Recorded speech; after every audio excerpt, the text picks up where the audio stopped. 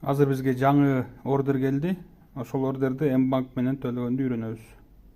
P2P торговляны басабыз. Андан кийин ардира. Мына $851 сатып атышат. Биз ага 69 000 сом жөнөтүшүбүз керек. Ал үчүн ордердин үстүн басабыз. Оплатить деген кнопканы басабыз.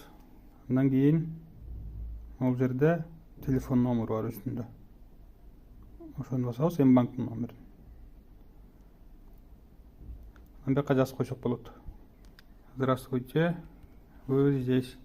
Бияка эмнеге орусча жазабыз? Анткени спордун момент болуп калганда бул техподдержка кыргызча түшүнбөйт, ошон үчүн бияка орусча жазып, переписка орусча болуш керек да, чтобы кийин маселе жаралып калса, алар дагы эмне жөнүндө сөз болуп атканын түшүнүш үчүн. Да, здесь дейт. Хорошо. Оплачиваем.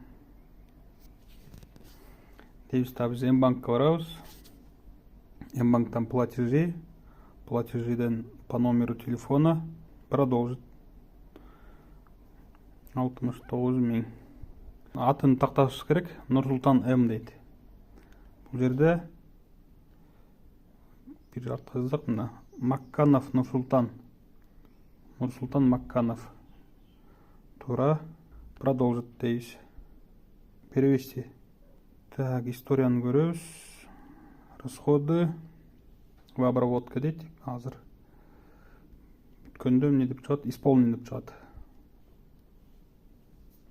Проведен деп чыгат экен.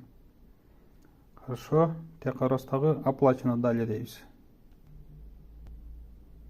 Азыр ал кошелегин текшерип атат. Келгенде подтверждаю деген кнопкасы бар, ошону басат. Анан бизге USDT которулат. Ваш платеж получен деди. Все, рахмат, СМС келди. Все, рахмат дейбиз дагы. Лайк койгон бет чыкпай калды, ошон үчүн биз аябай лайк койгубуз келип атса, ардирадан завершено, завершенодон так ошол акыркы ордерге киребиз. Анан бул жерде как все прошло дейт. Положительно дейбиз дагы.